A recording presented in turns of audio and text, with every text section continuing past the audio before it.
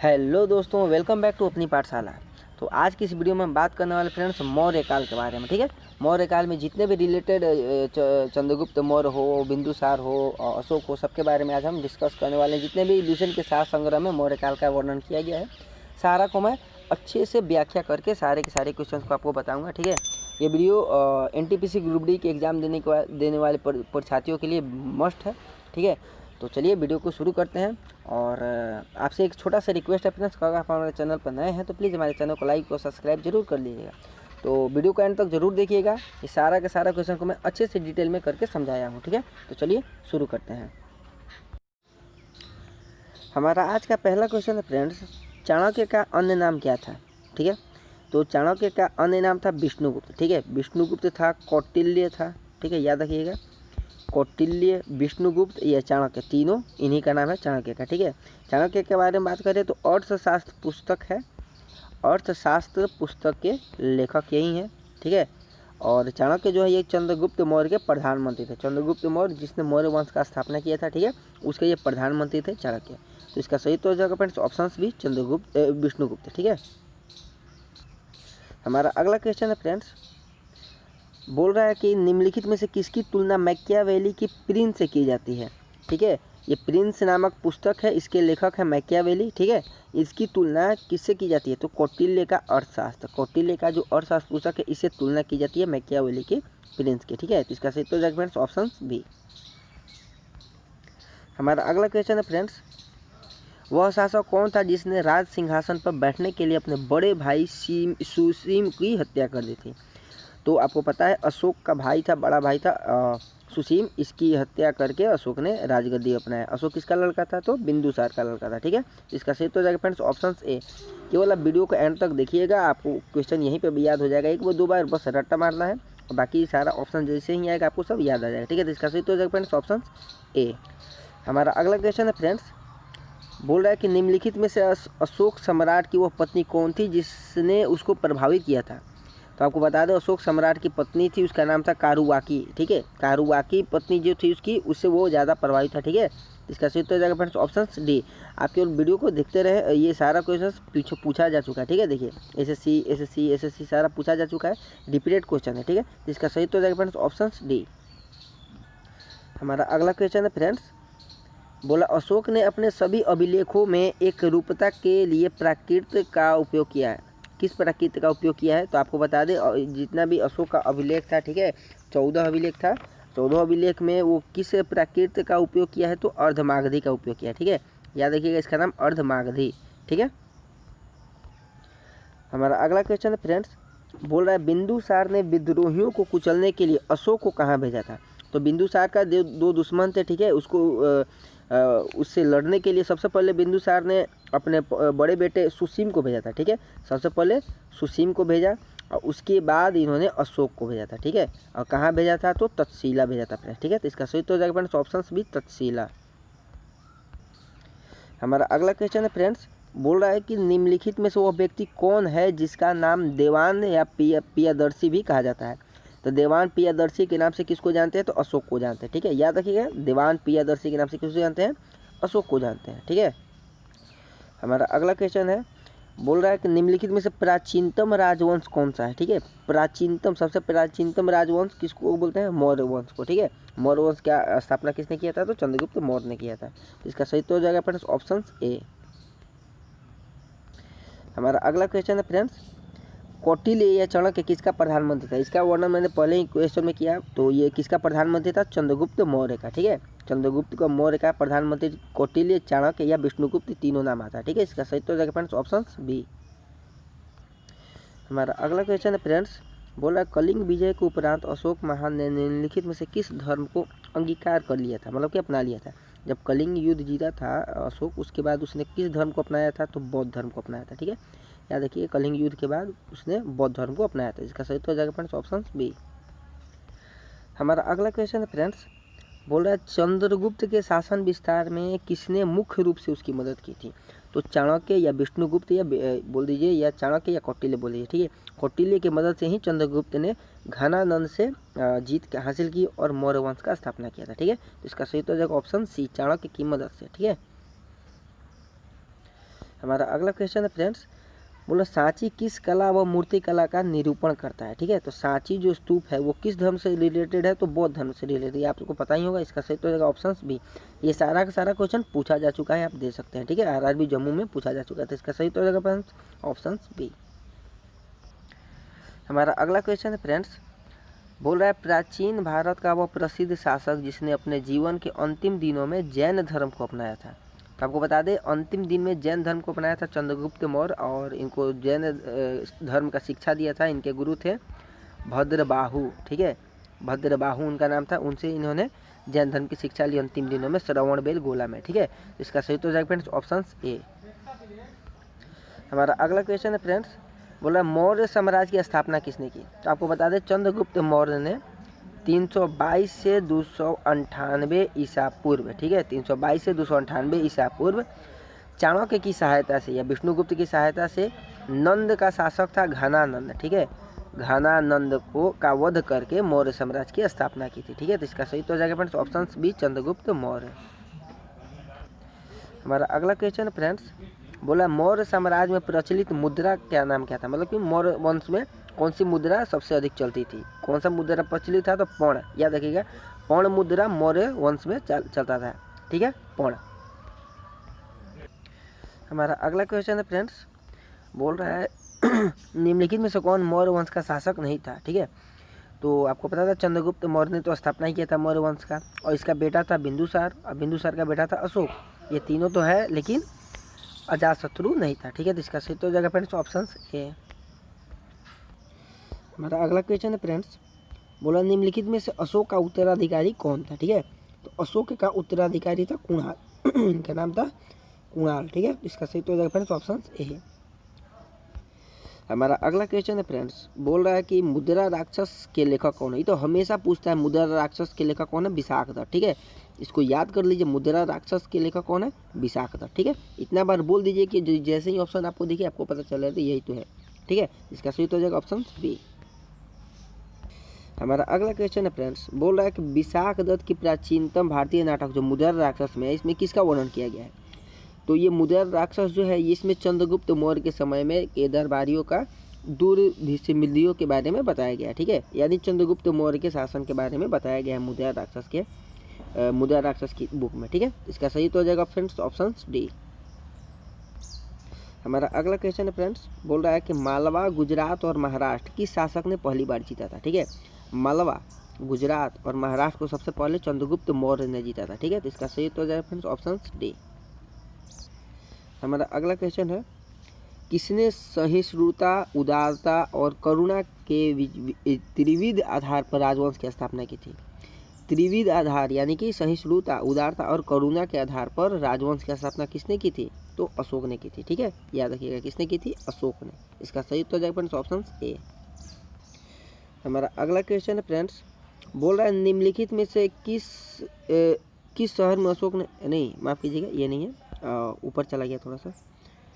हाँ, तो बोल रहा है क्वेश्चन कि निम्नलिखित में से किस शहर में अशोक के शिलालेख नहीं है। ठीक है, किस शहर में अशोक के शिलालेख नहीं है। गिरनार में शिलालेख है, कंधार में भी है, टोपरा में भी है, लेकिन पाटलिपुत्र में अशोक का शिलालेख नहीं है फ्रेंड्स। ठीक है, तो इसका सही तो हो जाएगा ऑप्शन सी। ठीक है, हमारा अगला क्वेश्चन है फ्रेंड्स, अर्थशास्त्र के लेखक किसके समकालीन थे। ये देखिए, घुमाकर क्वेश्चन को पूछा है। आपको पता है अर्थशास्त्र के लेखक कौन है, कौटिल्य है या चाणक्य है। वो किसके समकालीन थे, तो चंद्रगुप्त मौर्य के थे। ठीक है, याद रखिए यहाँ पर गड़बड़ाना नहीं है, चंद्रगुप्त मौर्य है, यहाँ पे चंद्रगुप्त विक्रमादित्य है, तो ये नहीं होगा, ये होगा। ठीक है, चंद्रगुप्त के समकालीन थे। अर्थशास्त्र के लेखक कौन थे, चाणक्य थे। ठीक है, इसका सही तो हो जाएगा ऑप्शन बी। हमारा अगला क्वेश्चन है फ्रेंड्स, बोला नंद वंश के पश्चात मगध पर किस राजवंश का शासन हुआ। तो आपको बताएं, हम नंद वंश का अंतिम शासक था घनानंद। ठीक है, घनानंद से युद्ध करके चंद्रगुप्त मौर्य ने विजय प्राप्त की और मौर्य वंश की स्थापना की थी। कब की थी, वो 322 से 298 ईसा पूर्व। ठीक है, और किसकी सहायता से की थी, तो चाणक्य की सहायता से। ठीक है, तो इसका सही उत्तर हो जाएगा फ्रेंड्स ऑप्शन ए। हमारा अगला क्वेश्चन है फ्रेंड्स, बोल रहा है कि मौर्य वंश में शिक्षा का सर्वाधिक प्रसिद्ध केंद्र कहाँ था। तो मौर्य वंश में सबसे अधिक शिक्षा प्रसिद्धि केंद्र कहाँ था, तक्षशिला में था। ठीक है, मौर्य काल में शिक्षा का केंद्र कहाँ था? तक्षशिला में। इसको 3 बार 4 बार बोल दिए, इतना बार कि बस याद हो जाए, ठीक है। मौर्य वंश में सर्वाधिक प्रसिद्ध केंद्र शिक्षा कहाँ था? तक्षशिला में था, ठीक है। तो इसका सही तो हो जाएगा ऑप्शन सी। हमारा अगला क्वेश्चन है फ्रेंड्स, मेगास्थनीज की पुस्तक का नाम क्या था? ये देखिए बहुत बार क्वेश्चन पूछता है ये बात, तो रिपीटेड क्वेश्चन, आपको ये पता था। इंडिका नामक पुस्तक के लेखक है मेगास्थनीज, ठीक है, इंडिका नामक। और मेगास्थनीज किसका राजदूत था, ये हमेशा पूछता है, तो सेल्यूकस का राजदूत था, ठीक है। और उसने चंद्रगुप्त मौर्य के दरबार में भेजा था इसको, मेगास्थनीज को। इसने एक पुस्तक लिखी थी इंडिका, जो बहुत ही फेमस है। इसका सही तो हो जाएगा ऑप्शन डी। हमारा अगला क्वेश्चन है फ्रेंड्स, बोला है कि जिसके ग्रंथ में चंद्रगुप्त मौर्य का विशिष्ट रूप से वर्णन किया गया है। तो आपको पता है अभी विशाखदत्त जो था मुद्रा राक्षस के, वो ये लेखक थे विशाखदत्त, इनके ही पुस्तक में चंद्रगुप्त मौर्य के बारे में वर्णन किया गया है, ठीक है। तो इसका सही तो फ्रेंड्स ऑप्शन सी। हमारा अगला क्वेश्चन है फ्रेंड्स, बोला है कि वह स्रोत जिसमें पाटलिपुत्र के प्रशासन का वर्णन किया गया है, वो किस में किया गया? तो इंडिका में किया गया। जो मेगास्थनीज ने लिखा था इंडिका नामक पुस्तक, इसमें पाटलिपुत्र के प्रशासन का वर्णन किया गया था, ठीक है। इसका सही तो हो जाएगा ऑप्शन सी। हमारा अगला क्वेश्चन है फ्रेंड्स, अशोक के शिलालेखों में प्रयुक्त भाषा कौन सी थी? यानी कि अशोक का जो 14 अभिलेख था उसमें कौन सी भाषा का उपयोग किया गया था? तो प्राकृत भाषा का, ठीक है, प्राकृत भाषा में लिखा गया था, ठीक है। और सबसे ये भी क्वेश्चन पूछता है, सबसे पहले अशोक के शिलालेख को सबसे पहले किसने पढ़ा था? तो उसका नाम था जेम्स प्रिंसेप, ठीक है, जेम्स प्रिंसेप उसका नाम था, ठीक है। और कब पढ़ा था? तो 1837 ईस्वी में पढ़ा था फ्रेंड्स, ठीक है। सबसे पहले इसी ने पढ़ा था अशोक के शिलालेख को, ठीक है। तो शिलालेख किस भाषा में लिखा गया है? तो प्राकृत भाषा में, ठीक है। हमारा अगला क्वेश्चन है फ्रेंड्स, बोला निम्नलिखित में किस मौर्य राजा ने दक्कन की विजय प्राप्त की थी? तो अभी आपको बताया मालवा और गांधार पर उसमें चंद्रगुप्त मौर्य ने विजय प्राप्त की थी, ठीक है। तो दक्कन उसी क्षेत्र में आता है। तो इसका सही तो हो जाएगा फ्रेंड्स ऑप्शन सी। दक्कन पर विजय किसने प्राप्त की? तो चंद्रगुप्त मौर्य ने, ठीक है। हमारा अगला क्वेश्चन है फ्रेंड्स, बोल रहा मेगास्थनीज ने भारतीय समाज को कितनी श्रेणियों में विभाजित किया है? तो मेगास्थनीज जो था, जिसका पुस्तक था इंडिका, उसके आधार पर इसने भारतीय समाज को 7 भागों में विभाजित किया था, ठीक है। तो याद रखिएगा मेगास्थनीज ने भारतीय समाज को कितनी श्रेणियों में विभाजित किया था? तो 7, ठीक है। इसका सही उत्तर हो जाएगा ऑप्शन डी। हमारा अगला क्वेश्चन है फ्रेंड्स, कौटिल्य के अर्थशास्त्र में किस पहलू पर प्रकाश डाला गया है? आपको पता है अर्थशास्त्र नाम ही पता है चलता है, राजनीतिक के बारे में बात कर रहा है, ठीक है। तो राजनीतिक नीतियों पर प्रकाश डाला गया है अर्थशास्त्र पुस्तक में, ठीक है। और किसके लेखक है? कौटिल्य या विष्णुगुप्त या चाणक्य, ठीक है। इसका सही तो हो जाएगा ऑप्शन बी। हमारा अगला क्वेश्चन है फ्रेंड्स, बोला निम्नलिखित में से कौन सा क्षेत्र अशोक के साम्राज्य में सम्मिलित नहीं था? ठीक है, अफगानिस्तान भी सम्मिलित था, बिहार भी था, कलिंग भी था, लेकिन श्रीलंका नहीं था। श्रीलंका में बौद्ध धर्म का प्रचार करने के लिए अशोक ने अपने पुत्र महेंद्र को भेजा था, ठीक है, महेंद्र को भेजा था, लेकिन ये उसके शामिल नहीं था उसके साम्राज्य में, ठीक है। तो इसका सही उत्तर है फ्रेंड्स ऑप्शन सी। हमारा अगला क्वेश्चन है फ्रेंड्स, बोला पाटलिपुत्र को किस शासक ने सर्वप्रथम अपनी राजधानी बनाई? पाटलिपुत्र को सबसे पहले अपनी राजधानी किसने बनाई थी? चंद्रगुप्त मौर्य ने बनाई थी। याद रखिएगा, पटना जो अभी वर्तमान नाम पटना है, यानी पाटलिपुत्र को किस शासक ने सर्वप्रथम अपनी राजधानी बनाई थी? तो चंद्रगुप्त मौर्य ने। तो इसका सही तो हो जाएगा ऑप्शन ए। हमारा अगला क्वेश्चन है फ्रेंड्स, बोला पाटलिपुत्र में स्थित चंद्रगुप्त का महल मुख्यतः किससे बना था? यानी जब पटना में राजधानी ही था तो पटना में चंद्रगुप्त मौर्य का महल भी बना होगा। तो महल किससे बना था? तो लकड़ी का बना हुआ था। याद रखिएगा, चंद्रगुप्त मौर्य का महल किससे बना हुआ था? लकड़ी का बना हुआ था, पाटलिपुत्र में जो था, ठीक है। इसका सही तो हो जाएगा ऑप्शन सी। हमारा अगला क्वेश्चन है फ्रेंड्स, बोला बराबर जो जहानाबाद जिला यानी गया में है, बराबर की गुफा बहुत ही फेमस है, कहाँ पर है? जहानाबाद जिला में, गया में, ठीक है। तो जहानाबाद जिला का बराबर का गुफा जो है, इसका उपयोग किसने आश्रय गृह के रूप में किया था? ठीक है, तो आजीविकों ने, ठीक है, आजीविकों ने बराबर की गुफा का उपयोग आश्रय गृह के रूप में किया था, ठीक है। इसका सही उत्तर है ऑप्शन ए। हमारा अगला क्वेश्चन है फ्रेंड्स, बोला किस अभिलेख में यह साबित होता है कि चंद्रगुप्त का प्रभाव पश्चिम भारत तक फैला हुआ था? यानी कि चंद्रगुप्त का प्रभाव जो है पश्चिम भारत तक फैला हुआ था, ये किस अभिलेख में मिला है? तो रुद्र दमन का जूनागढ़ अभिलेख। याद रखिएगा, जूनागढ़ अभिलेख के किसका है? रुद्र दमन का है। और इसमें यह साबित होता है चंद्रगुप्त का प्रभाव जो है वो पश्चिम भारत तक फैला हुआ था, ठीक है। इसका सही उत्तर हो जाएगा ऑप्शन सी। हमारा अगला क्वेश्चन है फ्रेंड्स, बोल रहा है केवल वह स्तंभ जिसमें अशोक ने स्वयं को मगध का सम्राट बताया है। ये बहुत ही अच्छा क्वेश्चन बन जाता है, एक बीपीएससी 1994 में पूछ चुका है। ठीक है, वो केवल वह स्तंभ जिसमें अशोक ने स्वयं को मगध का सम्राट बताया था, वो कौन सा स्तंभ था? तो भाब्रू स्तंभ। याद रखिएगा, भाब्रू स्तंभ। ठीक है, इसका सही उत्तर देगा ऑप्शन डी। हमारा अगला क्वेश्चन है फ्रेंड्स, यहाँ पर मिलान करने के लिए सुमेलित करना है। सिंपल सा है, कुछ दिया नहीं है। बोल रहा है कि चंद्रगुप्त जो था उसको सिडोकोट्स कहते हैं। ठीक है, और बिंदुसार को तो आपको पता है अमित घात कहते थे बिंदुसार को। अशोक को प्रियदर्शी के नाम से प्रसिद्ध और चाणक्य को विष्णुगुप्त, ये तो पता ही आपको। तो हमको ए का 2 आना चाहिए, ए का 2 ऑप्शन ए और सी दोनों में है, और बी का 3 आना चाहिए, और सी का 1 आना चाहिए। सी का 1 केवल ऑप्शन सी में। ठीक है, तो इसका सही उत्तर जाएगा ऑप्शन सी। ठीक है, मिला लीजिएगा अच्छे से। हमारा अगला क्वेश्चन है फ्रेंड्स, बोल रहा है कि प्रथम भारतीय साम्राज्य स्थापित किया था किसने? प्रथम भारतीय साम्राज्य को स्थापना करने का श्रेय किसको जाता है? तो चंद्रगुप्त मौर्य के द्वारा किया गया था। ठीक है, तो इसका सही उत्तर जाएगा ऑप्शन सी। हमारा अगला क्वेश्चन है फ्रेंड्स, बोल रहा है कि उत्तरांचल यानी कि अब उत्तराखंड है। ठीक है, उत्तरांचल में अशोक का एक शिलालेख है, वो कहाँ पर है? तो उत्तरांचल या उत्तराखंड के कालसी में है। याद रखिएगा, उत्तराखंड के कालसी में है अशोक का एक शिलालेख। ठीक है, तो इसका सही उत्तर जाएगा ऑप्शन बी। हमारा अगला क्वेश्चन है फ्रेंड्स, बोला सांची का स्तूप किसने बनवाया था? ये तो आपको पता ही होगा, अशोक ने बनवाया था। सांची का स्तूप किसने बनाया था? अशोक ने बनवाया था। ठीक है, हमारा अगला क्वेश्चन है फ्रेंड्स, अशोक के शिलालेख को पढ़ने वाला प्रथम अंग्रेज कौन था? ये भाई अभी मैंने आपको पिछले वाले क्वेश्चन में ही बताया था। इसका नाम था जेम्स प्रिंसेप। ठीक है, जेम्स प्रिंसेप इसका नाम था। और इसने कब पढ़ा था सबसे पहले? तो इसने पढ़ा था 1837 ईस्वी में। ठीक है, याद रखिएगा, जेम्स प्रिंसेप इसका नाम था। सबसे पहले अशोक के शिलालेख को कौन सा अंग्रेज ने पढ़ा था? तो जेम्स प्रिंसेप। और कब? 1837 में। ठीक है, इसका सही उत्तर जाएगा फ्रेंड्स ऑप्शन डी। हमारा अगला क्वेश्चन है फ्रेंड्स, बोला है कि कलिंग युद्ध पर विजय प्राप्त क्षत्रियों का वर्णन किस अभिलेख में है? ये बहुत ही मोस्ट रिपीटेड क्वेश्चन है। ठीक है, ये पूछ रहा है क्वेश्चन क्या कि किस अभिलेख में कलिंग युद्ध, जो अशोक ने कलिंग युद्ध जीता था, उसका उल्लेख किस अभिलेख में है? तो 13वां में है। याद रखिएगा, 13वां अभिलेख में, कुल 14 अभिलेख था, उसमें 13वां अभिलेख में कलिंग युद्ध का वर्णन किया गया। पहला अभिलेख की बात करें तो इसमें पशु बल की निंदा की गई है, और दूसरे अभिलेख में मनुष्य और पशु दोनों को चिकित्सा की व्यवस्था का उल्लेख है फ्रेंड्स। ठीक है, और तो इसका सही उत्तर जाएगा ऑप्शन डी, 13वें अभिलेख में कलिंग युद्ध का वर्णन किया गया। ठीक है, इसका सही उत्तर जाएगा ऑप्शन डी। हमारा अगला क्वेश्चन है फ्रेंड्स, बोला प्रसिद्ध यूनानी राजदूत था। याद रखिएगा, मेगास्थनीज कहाँ का राजदूत था? यूनान का था।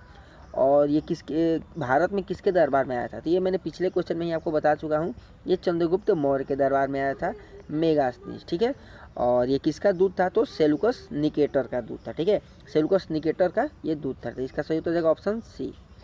हमारा अगला क्वेश्चन है फ्रेंड्स, बोला चंद्रगुप्त मौर्य ने सेलुकस निकेटर को कब पराजित किया था? ठीक है, तो चंद्रगुप्त मौर्य ने सेलुकस निकेटर को 305 ईसा पूर्व में पराजित किया था। ठीक है, और उसके बाद सेलुकस निकेटर ने अपनी पुत्री कार्लेनिया का, ठीक है याद नाम रखिएगा, कार्नेलिया का शादी चंद्रगुप्त मौर्य से करा दिया था। ठीक है, तो इसका सही उत्तर जाएगा ऑप्शन बी, 305 ईसा पूर्व में चंद्रगुप्त मौर्य ने सेलुकस निकेटर को पराजित किया था।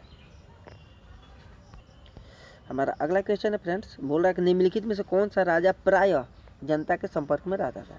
हमेशा जनता के संपर्क में रहने वाला राजा कौन था? अशोक था। ठीक है, याद रखिएगा, अशोक जो है वो हमेशा जनता के संपर्क में रहता था। इसका सही उत्तर जाएगा ऑप्शन बी। हमारा अगला क्वेश्चन है फ्रेंड्स, बोल रहा है कि अशोक ने 261 ईसा पूर्व में कलिंग को जीतने के बाद क्या किया? यहाँ से एक और क्वेश्चन बनता है, कलिंग को कब जीता था? तो 261 ईसा पूर्व में जीता था। ठीक है, इसको जीतने के बाद क्या किया था? तो कलिंग जो है वो जब इसको जीता तो सबसे ज़्यादा भारी रक्तपात यानी कि खून खराबा इतना सारा देकर उसने युद्ध नीति को सदा के लिए त्याग दिया और बौद्ध धर्म को अपनाया था। ठीक है, तो इसका सही तो देखो ऑप्शन सी, भारी रक्तपात देकर युद्ध नीति को सदा के लिए त्याग दिया था अशोक। और अशोक ने सबसे अंतिम लड़ाई कौन लड़ी? कलिंग पर विजय किया था 261 ईसा पूर्व में। ठीक है, तो इसका सही उत्तर देगा ऑप्शन सी। हमारा अगला क्वेश्चन है फ्रेंड्स, अशोक के अधिकांश अभिलेख किस भाषा व लिपि में है? अभी मैंने आपको पीछे क्वेश्चन में ही बताया, प्राकृत भाषा में अधिकतर उसका अभिलेख है और ब्राह्मणी लिपि में। ठीक है, प्राकृत भाषा और ब्राह्मणी लिपि में अधिकांश उनके अभिलेख जो है लिखे गए हैं। तो इसका सही उत्तर देगा ऑप्शन ए। हमारा अगला क्वेश्चन है फ्रेंड्स, बोल रहा है कि किस ग्रंथ में चंद्रगुप्त मौर्य के लिए विरिपल या निम्न कुल जिसको बोलते हैं शब्द का प्रयोग किया गया। तो यहाँ से ही पता चल गया, जब चंद्रगुप्त मौर्य के बारे में बात हो रहा है तो मुद्रा राक्षस, आपको बता दिए मुद्रा राक्षस जो है विशाख दत्त द्वारा लिखा गया पुस्तक है, उसमें वर्णन किया गया चंद्रगुप्त मौर्य के बारे में। तो जाहिर सी बात है मुद्रा राक्षस में ही उसके बारे में वर्णन किया गया है। तो विरिपल जो निम्न कुल के बारे में शब्द का प्रयोग किया गया, किसमें किया गया? मुद्रा राक्षस में। ठीक है। हमारा अगला क्वेश्चन है फ्रेंड्स, बोल रहा है कि मौर्य नरेश के बारे में कौन सा कथन सही है, उसको विकास को किया था, मतलब कि मौर्य नरेश के बारे में बताना है। ठीक है। तो बोल रहा है कि संस्कृति कला व साहित्य का इसमें उदय किया था, ये तो बिल्कुल सही है। सोना का सिक्का से, सोने का सिक्का नहीं चलवाया था, उनका सिक्का कौन सा था? पर्ण था, जिन्हें मुद्रा कौन सा था? पर्ण था। ठीक है। और बोला है कि प्रांतीय विभाजन ये तो किया था, प्रांत का विभाजन हुआ था। हिंदू कुश तक साम्राज्य सीमित था, ये भी सही है। यानी कि 1, 3, 4 किस में है? ऑप्शन डी में है। ठीक है। तो इसका सही तो हो जाएगा ऑप्शन डी। हमारा अगला क्वेश्चन है फ्रेंड्स, बोला कि अशोक ने कलिंग को मौर्य साम्राज्य में जोड़ लिया था। ठीक है। कलिंग को जीता था कब? 261 ईसा पूर्व में। ठीक है। और इसने कलिंग को जोड़ लिया था, और उसके बाद कलिंग दक्षिण भारत में आने वाले स्थलीय एवं समुद्री मार्गों को नियंत्रित करता था, ये भी बिल्कुल सही। यानी कि ए और आर दोनों सही है, और आर जो है ए का सही व्याख्या कर रहा है। तो इसका सही तो हो जाएगा ऑप्शन ए। ठीक है। Option number A. हमारा अगला क्वेश्चन है फ्रेंड्स, बोल रहा है कि अशोक के जो शिलालेख में है उसमें संगम राज्य के बारे में कौन सा शिलालेख हमें को बताता है। ठीक है। तो संगम राज्य के बारे में दूसरा और 13वां। ठीक है। संगम राज्य के बारे में किस अभिलेख में है? दूसरा और 13वां। 13वां में कलिंग युद्ध भी है, याद रखिएगा 13वां अभिलेख में। तो दूसरा और 13वां अभिलेख से हम लोगों को संगम राज्य के बारे में पता चलता है। इसका ऑप्शन हो जाएगा सी सही। हमारा अगला क्वेश्चन है फ्रेंड्स, बोल रहा है कि अशोक के राज्य देशों के अनुसार धार्मिक निष्ठा की अपेक्षा जनता के मध्य सामाजिक समरसता अधिक महत्वपूर्ण थी। ठीक है। उसने धर्म संवर्धन के स्थान पर समता के विचारों का प्रसार किया था। ठीक है। तो इसकी दोनों सही है, और आर जो है ए का सही व्याख्या कर रहा था। इसका सही तो हो जाएगा ऑप्शन ए। हमारा अगला क्वेश्चन है फ्रेंड्स, बोल रहा है कि निम्नलिखित में से किस राजा देश में अशोक के व्यक्तिगत नाम अशोक का उल्लेख मिलता है? देखिए यूपीएससी 1997, 2007 दोनों में पूछ चुका है। तो बोल रहा है कि अशोक के व्यक्तिगत नाम अशोक का उल्लेख किस राजा देश में मिलता है? तो मास्की। ठीक है। मास्की राजा देश में अशोक का नाम मिलता है। तो इसका सही उत्तर हो जाएगा फ्रेंड्स ऑप्शन डी। हमारा अगला क्वेश्चन है फ्रेंड्स, बोल रहा है कि निम्नलिखित वाक्यत्वों में कौन सा एक वाक्यत्व अशोक के प्रस्तर स्तंभों के बारे में गलत है? यानी कि बताना है इसमें चारों ऑप्शन में कौन सा है जो अशोक के बारे में गलत है। तो इन पर बढ़िया पॉलिश की गई थी, इनके अशोक के स्तंभ पर। ठीक है। बिल्कुल बढ़िया, उनके स्तंभ पर पॉलिश किया गया था। ये अखंड है, ये बिल्कुल सही है। स्तंभों का श्रेष्ठ शुंडाकार है, बिल्कुल सही है, शून्य के आकार का है। ये स्थापत्य संरचना के भाग है, नहीं, ये स्थापत्य संरचना के भाग नहीं है। तो इसका सही तो हो जाएगा ऑप्शन डी। हमारा अगला क्वेश्चन है फ्रेंड्स, बोल रहा है कि श्रीनगर की स्थापना किस मौर्य शासक ने की थी? ये बहुत ही रिपीटेड क्वेश्चन हमेशा पूछता है, श्रीनगर की स्थापना किसने की थी? तो अशोक ने की थी। किस नदी के किनारे? तो झेलम नदी के किनारे। ठीक है। झेलम नदी के किनारे अशोक ने श्रीनगर की स्थापना की थी। इसका सही उत्तर हो जाएगा ऑप्शन ए। हमारा अगला क्वेश्चन है फ्रेंड्स, बोल रहा है कि सुमेलित करना। ठीक है। यहाँ प्रांत दिया हुआ है, यहाँ राजधानी दी हुई है। ठीक है।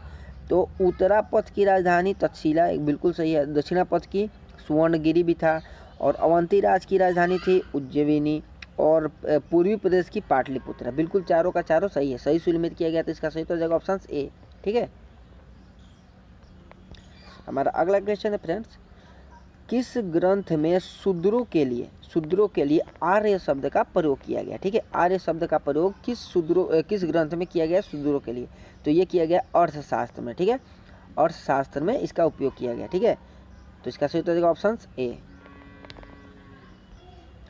हमारा अगला क्वेश्चन है फ्रेंड्स, बोल रहा है कि अशोक ने अपने राज्याभिषेक के 4थे वर्ष में निग्रोध के प्रभाव से प्रभावित होकर किससे बौद्ध धर्म की दीक्षा ली थी? तो आपको बता दें, अशोक को बौद्ध धर्म की शिक्षा दी थी उपगुप्त ने। उपगुप्त एक बौद्ध भिक्षु था, इसने ही अशोक को बौद्ध धर्म की शिक्षा दी थी। तो इसका सही उत्तर हो जाएगा ऑप्शन सी। हमारा अगला क्वेश्चन है फ्रेंड्स, बोला है कि किसने पाटलिपुत्र का पॉलीब्रोथा कहा जाता है। ये बिल्कुल फेमस क्वेश्चन है। पाटलिपुत्र का पॉलीब्रोथा के नाम से किसको जानते हैं, तो मेगास्थनीज को जानते हैं। ठीक है, मेगास्थनीज का पुस्तक था इंडिका, इंडिका में पाटलिपुत्र के बारे में वर्णन किया गया था, इसलिए पाटलिपुत्र का पॉलीब्रोथा के नाम से मेगास्थनीज को जाना जाता है। तो इसका सही उत्तर हो जाएगा ऑप्शन ए। हमारा अगला क्वेश्चन है फ्रेंड्स, बोला है कि मौर्य काल में एग्रोनोमाई, ठीक है, एग्रोनोमाई किसे कहा जाता था, यानी कि कोई पद था एग्रोनोमाई नाम का मौर्य काल में, उस पद में वो किससे रिलेटेड था, तो सड़क निर्माण अधिकारी को कहा जाता था। ठीक है, याद रखिएगा, मौर्य काल में सड़क निर्माण अधिकारी को क्या कहा जाता था, एग्रोनोमाई कहा जाता था। ठीक है, इसका सही उत्तर हो जाएगा ऑप्शन बी। हमारा अगला क्वेश्चन है फ्रेंड्स, बोला कि मौर्य काल में गुप्तचरों का क्या क्या कहा जाता था। देखिए, मौर्य काल में गुप्तचर सबको क्या कहा जाता था, तो गुण पुरुष कहा जाता था। ठीक है, याद रखिएगा, मौर्य काल में गुप्तचर को क्या कहा जाता था, गुण पुरुष कहा जाता था। ठीक है, इसका सही तो हो जाएगा ऑप्शन ए। हमारा अगला क्वेश्चन है फ्रेंड्स, बोला किस श्रीलंकाई शासक ने, श्रीलंका का शासक ने अपने आप को मौर्य सम्राट अशोक के आदर्शों के अनुरूप ढालने की कोशिश की थी। ठीक है, वो श्रीलंका का कौन सा शासक था जिसने अशोक के आदर्शों को अपने अनुरूप ढालने की कोशिश की, इसका नाम था तिस नाम था। ठीक है, याद रखिएगा, नाम क्या था, तिस नामक शासक था, श्रीलंका का था। तो इसका सही उत्तर हो जाएगा ऑप्शन सी।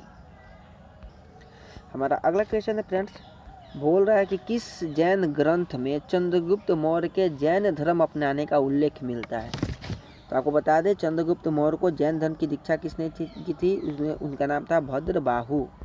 भद्रबाहु ने इनको जैन धर्म का शिक्षा दिया था और इन्होंने अपना अंतिम दिन श्रवणबेल गोला में ही यह शिक्षा ली थी और वहीं से इनका मृत्यु हो गया था। ठीक है, तो इसका उल्लेख किस ग्रंथ में मिलता है, तो जैन धर्म का एक ग्रंथ है, उसका नाम है परिशिष्ट पर्वन। ठीक है, परिशिष्ट पर्वन में इसका उल्लेख मिलता है। तो इसका सही हो जाएगा ऑप्शन बी।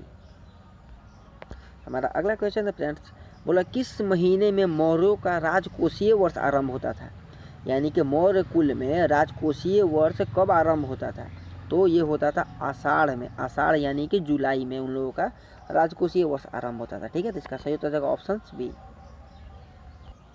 हमारा अगला क्वेश्चन है फ्रेंड्स, थोड़ा सा डिफिकल्ट है, बोला कि किन किन दक्षिण भारतीय जातियों का उल्लेख अशोक के शिलालेख में किया गया है।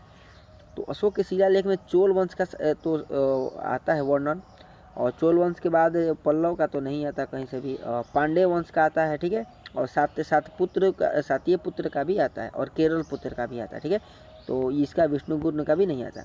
तो 1 और 3 और 4 और 5 किस में है, 1 3 4 5, तो ऑप्शन ए में है। ठीक है, तो इसका सही तो हो जाएगा फ्रेंड्स ऑप्शन ए।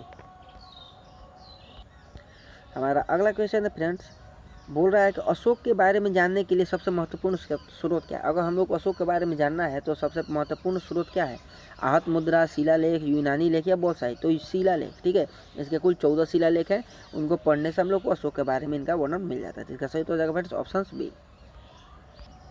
हमारा अगला क्वेश्चन है फ्रेंड्स, बोला अशोक के काल में कौन सी लिपि दक्षिण भारत में प्रवर्तित हुई थी।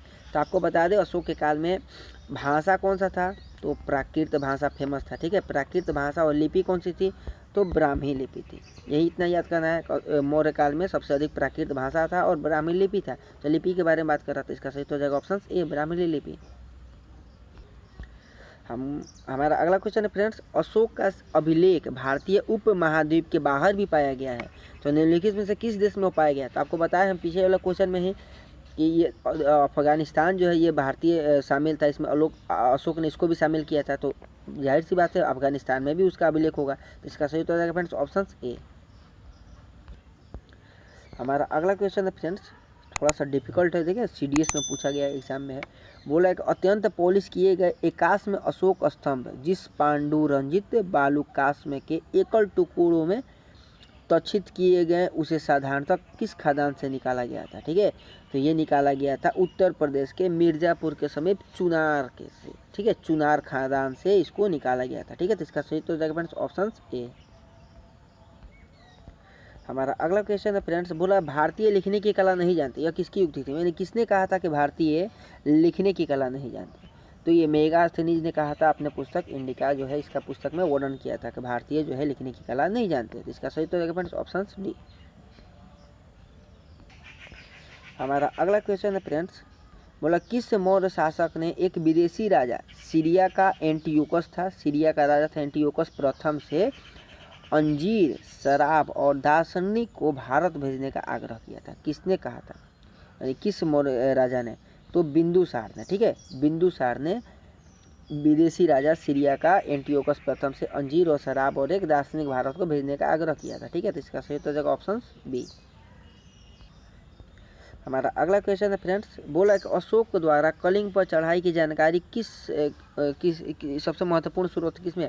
तो आपको अभी पीछे वाले ही बताया। पहले सबसे बता दें अशोक ने कलिंग को कब जीता था? तो 261 ईसा पूर्व में जीता था। ठीक है, 261 ईसा पूर्व में, और इसका उल्लेख किस अभिलेख में मिलता था? 13वां शिलालेख में मिलता है। ठीक है, इसका सही उत्तर हो जाएगा ऑप्शन सी। हमारा अगला क्वेश्चन है फ्रेंड्स, बोल रहा है कि बिंदुसार की मृत्यु के समय अशोक किस प्रांत का गवर्नर था? देखिए कितना मस्त क्वेश्चन है ये। बिंदुसार के मृत्यु के समय अशोक किस प्रांत का गवर्नर था? तो आपको बता दें जब अशोक जब राजा बना उस समय यह उज्जैन के अवंती का राज्यपाल था। ठीक है, यहाँ पर तो उज्जैन दिया है, कहीं कहीं अवंती देता है। ठीक है, अवंती का राज्यपाल था, जो अवंती किस में था? उज्जैन में था। ठीक है, इसका सही तो हो जाएगा अशोक जो है उज्जैन का राज्यपाल था जब वो बिंदुसार का मृत्यु हुआ। ठीक है, तो इसका सही उत्तर हो जाएगा ऑप्शन ए। हमारा अगला क्वेश्चन है फ्रेंड्स, बोला किस शिलालेख में अशोक ने घोषणा की थी कि सारी प्रजा मेरी संतान है? किस अभिलेख में कहा था? तो पृथक कलिंग शिलालेख। ठीक है, कलिंग शिलालेख जो 13वें अभिलेख में है। ठीक है, 13वें शिलालेख में, इसमें अशोक ने कहा था कि सारी प्रजा मेरी संतान है। ठीक है, इसका सही उत्तर हो जाएगा फ्रेंड्स ऑप्शन ए। हमारा अगला क्वेश्चन है फ्रेंड्स, बोला कौन सी घोषणा युद्ध और हिंसा के प्रति अशोक के आंतरिक दुख को स्पष्ट करता है? तो कौन सी घोषणा थी जो युद्ध को हिंसा के प्रति अशोक के आंतरिक दुख को प्रकट करती है? तो कलिंग का पृथक शिलालेख। ठीक है, इसके प्रति अशोक को आंतरिक दुख को स्पष्ट करता है, इस शिलालेख में यही प्राप्त होता है। इसका सही हो जाएगा ऑप्शन डी। हमारा अगला क्वेश्चन है फ्रेंड्स, बोला किस शिलालेख में अशोक ने यह घोषणा की थी कि किसी भी समय मैं चाहूँ खाता रहूँ, रानी के साथ विश्राम करता रहूँ, या मैं अपने अंतःशाला में रहूँ, मतलब किसी भी हालत में रहूँ, मेरे महामात्य यानी मेरी प्रजा मुझे सार्वजनिक रूप से संपर्क कर सकती है। ठीक है, यह जो है यह किस अभिलेख में था? तो 6वें शिलालेख में। ठीक है, याद रखिए 6वें शिलालेख में आत्मनियंत्रण का उल्लेख किया गया है। ठीक है, आत्मनियंत्रण का उल्लेख किया गया है 6वें शिलालेख में, इसी के प्रति उन्होंने ये बात कही थी। इसका सही तो हो जाएगा ऑप्शन डी। हमारा अगला क्वेश्चन है फ्रेंड्स, बोल रहा है कि निम्नलिखित में से कौन अवरोही क्रम में मौर्य प्रशासन के अधिकारियों का नाम है? अवरोही यानी कि घटते क्रम में। तो सबसे पहले प्रादेशिक सबसे ऊंचा था, उसके बाद राजू का आता था, उसके बाद युक्त का आता था। ठीक है, तो इसका सही तो हो जाएगा ऑप्शन ए। हमारा अगला क्वेश्चन है फ्रेंड्स, बोला विष्टि क्या है? देखिए विष्टि ये मौर्य काल में बहुत ही प्रचलित एक पद था, पद नहीं जो बोला जाए एक शब्द था। ठीक है, विष्टि, विष्टि का मतलब होता था बेगारी, मैंने कि कोई काम का नहीं, बेगारी जिसको बोलते थे। ठीक है, विष्टि, इसका सही तो हो जाएगा ऑप्शन बी। हमारा अगला क्वेश्चन है फ्रेंड्स जो बहुत ही फेमस है, मौर्य काल में सीता से क्या तात्पर्य है? एक सीता नाम का शब्द था मौर्य काल में, इससे क्या तात्पर्य है? तो राजकीय भूमि से जो भी टैक्स मिलता था, जो भी कर मिलता था, जो भी आय मिलता था, उसको सीता कहा जाता था। ठीक है, इसका सही तो हो जाएगा ऑप्शन सी, राजकीय भूमि से प्राप्त आय को हम लोग सीता कहते थे उस समय मौर्य काल में। ठीक है, तो इसका सही तो हो जाएगा ऑप्शन सी। हमारा अगला क्वेश्चन है फ्रेंड्स, बोला कि निम्नलिखित में से मौर्य कला का सबसे अच्छा नमूना कौन है? तो मौर्य कला का सबसे अच्छा नमूना अभी भी देखने को मिलता है स्तंभ है, जहाँ भी देखिए जहाँ बहुत सारा, तो स्तंभ जो था मौर्य कला का सबसे अच्छा नमूना माना जाता था स्तंभ को। ठीक है, हमारा अगला क्वेश्चन है फ्रेंड्स, बोल रहा है कि कहाँ से प्राप्त अभिलेखों से मौर्य काल में अकाल, सूखा जैसे देवी प्रकोप के समय राज्य का राहत कार्य किए जाने का विवरण मिलता है, यानी कि वो कहाँ से प्राप्त होता है? तो आपको बता दें बांग्लादेश के महास्थान और उत्तर प्रदेश के सोहगोरा से के अभिलेख से हम लोगों को प्राप्त होता है कि मौर्य काल में अकाल भी आया था, सूखा भी आया था, और देवी प्रकोप के समय राहत कार्य किए जाने का विवरण मिलता है। तो इसका सही तो जाएगा फ्रेंड्स ऑप्शन ए। हमारा अगला क्वेश्चन है फ्रेंड्स, अशोक ने श्रीलंका में बौद्ध धर्म का प्रचार करने के लिए किसको भेजा? मैंने आपको इसके बारे में पिछले क्वेश्चन में ही बता चुका हूँ पीछे ही। अशोक ने श्रीलंका में बौद्ध धर्म का प्रचार करने के लिए अपने बेटे महेंद्र और अपनी पुत्री संघमित्रा को श्रीलंका भेजा था। ठीक है, ये उनका बेटा था, ये इनकी बेटी थी अशोक की। इसका सही तो हो जाएगा फ्रेंड्स ऑप्शन सी, ए और बी दोनों। हमारा अगला क्वेश्चन है फ्रेंड्स, बोला अशोक के मनसेहरा यानी कि पाकिस्तान और शहबाजगढ़ी पाकिस्तान का ही एक प्रांत है में बृहद शिलालेख को किस लिपि में का प्रयोग किया गया। यानी कि पाकिस्तान में एक मनसेहरा था और शहबाजगढ़ी में एक शिलालेख मिला है, वो किस लिपि में उसका उपयोग किया गया था? खगोष्ठी लिपि। ठीक है, तो खगोष्ठी लिपि में उसका प्रयोग किया गया था। तो इसका सही तो होगा ऑप्शन ए। हमारा अगला क्वेश्चन है फ्रेंड्स, बोला कहाँ से अशोक के द्विभाषाई कौन कौन भाषा था, ग्रीक और आरामाइक अभिलेख प्राप्त हुआ है? कहाँ से मिला है? यानी कि अशोक के द्विभाषा का ग्रीक और आरामाइक भाषा का अभिलेख कहाँ से मिला है? तो सरेकुना यानी कि कंधार से मिला है। ठीक है, कंधार से मिला है। तो इसका सही तो हो जाएगा ऑप्शन ए। हमारा अगला क्वेश्चन है फ्रेंड्स, बोला कि कौटिल्य द्वारा रचित अर्थशास्त्र, अर्थशास्त्र के लेखक कौन है? कौटिल्य, विष्णुगुप्त, चाणक्य, जो भी बोलिए। तो चाणक्य ने कितने अधिकरणों में विभाजित किया, यानी कि अपने पुस्तक अर्थशास्त्र को कितने भागों में विभाजित किया है? तो 15 भागों में विभाजित किया। ठीक है, याद रखिएगा, इसका सही तो हो जाएगा ऑप्शन डी, 15 भागों में। हमारा अगला क्वेश्चन है फ्रेंड्स, बोला है कि अर्थशास्त्र में उल्लेखित सप्तांग में शामिल कौन कौन थे? यानी कि अर्थशास्त्र में जो है उसमें जो सप्तांग उसमें कौन कौन उल्लेखित थे? तो राजा थे, क्षेत्र था, प्रशासन था, कोष था। तो इसका सही तो हो जाएगा ऑप्शन ए। ठीक है, हमारा अगला क्वेश्चन है फ्रेंड्स, बोला कि अशोक का समकालीन, अशोक के समय समकालीन था एक शासक था, उसका नाम था तुर्मय। ठीक है, तुर्मय कहाँ का राजा था? ये तुर्मय अशोक के समकालीन था, ये मिस्र का राजा था। ठीक है, ये मिस्र का राजा था तुर्मय। ठीक है, हमारा अगला क्वेश्चन है फ्रेंड्स, बोला कि किसके शासनकाल में डायमेकस या डिमेकस भी बोलते हैं, या डायमेकस किसके शासनकाल में भारत आया था? तो बिंदुसार के शासनकाल में भारत आया था। ठीक है, याद रखिएगा, डायमेकस किसके शासनकाल में भारत आया था? तो बिंदुसार के शासनकाल में भारत आया था। हमारा आज का लास्ट क्वेश्चन है फ्रेंड्स, निम्नलिखित अभिलेखों में से किसमें अशोक का नाम उल्लेख हुआ है? ठीक है, यानी अशोक का नाम उल्लेख किस अभिलेख से हुआ है? तो इसका नाम हो जाएगा गुर्जरा, गुर्जरा अभिलेख से अशोक का नाम उल्लेख हुआ है। ठीक है, इसका सही तो हो गया फ्रेंड्स ऑप्शन ए।